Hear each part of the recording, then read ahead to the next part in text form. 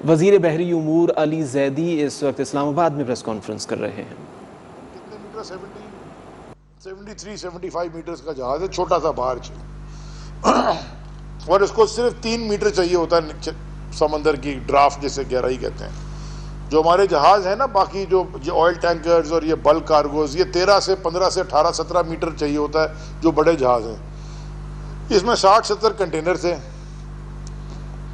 हमारे पास जो केपीटी में जहाज आते हैं SAPTL पे, वो 15-17 हज़ार कंटेनर के जहाज आते हैं।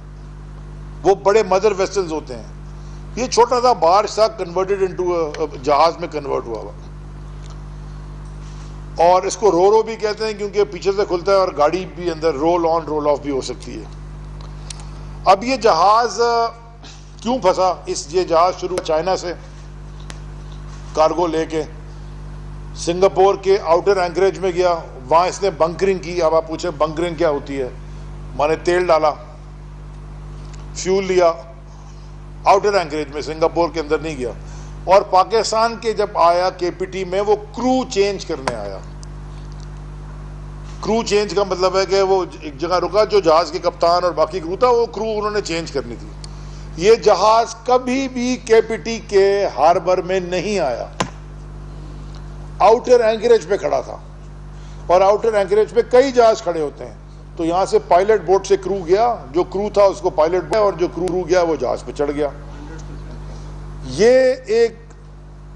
एक सवालिया निशान था कि जब जहाज का क्रू चेंज होता है किसी पोर्ट पे, तो 70-80% क्रू चेंज करते हैं और कुछ लोग जहाज पे छोड़ देते हैं ताकि वो जहाज का हिस्टोरिकल डेटा बता सकें कि ये जहाज में क्या इशू है।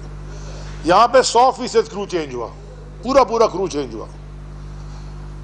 ये जहाज सिंगापुर से कराची को 35 दिन लगाए, हाँ 32 दिन लगाए हैं, 32 दिन लगाए सेल होने में, जो कि एवरेज टाइम है 8 से 9 दिन।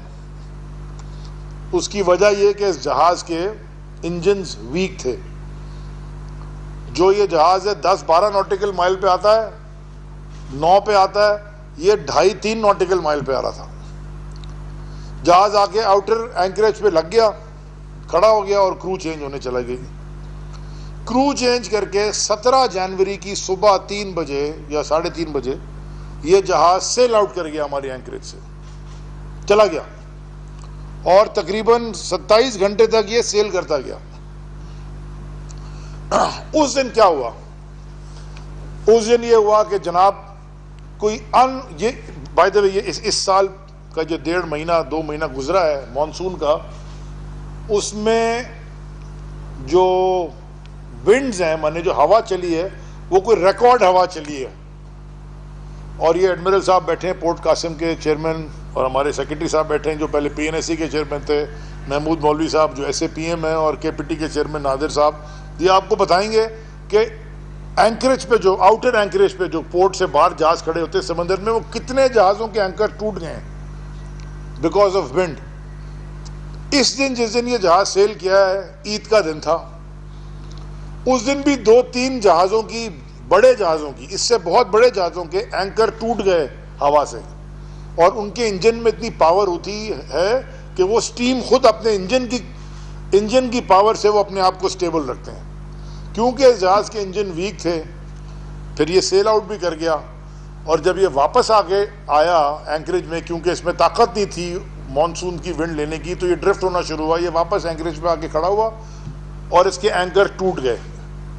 जब इसके एंकर टूट गए और इसकी इंजन में इतनी ताकत नहीं थी कि वो स्टीम कर सके, तो वो जहाज ड्रिफ्ट हो गया। ड्रिफ्ट होके पहले वो थोड़ी देर के लिए पोर्ट कासिम के हुदूद में गया, ड्रिफ्ट होते हुए, क्योंकि कप्तान साहब से जहाज वो संभल नहीं रहा था। और फिर वापस KPT के जोन में आ गया। और उसने आज तक SOS की कॉल नहीं दी, कोई SOS की कॉल नहीं दी।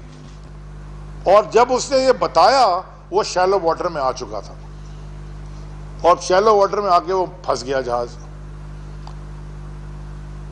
3 दफा उसकी हमने, अच्छा पहला हमने क्या किया जब जहाज फंसा, पहले तो जी एक इशारे शुरू हो गए कि जी जहाज, इतना बड़ा जहाज फंस गया है।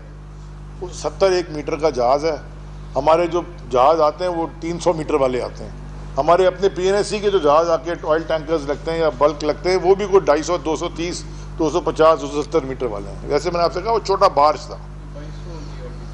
कैप्टन की जानिब से SOS कॉल नहीं दी गई थी। वज़ीर बहरी उमूर अली बाद में प्रेस कॉन्फ्रेंस कर रहे थे। यहाँ पर वक्त हुआ है एक ब्रेक का।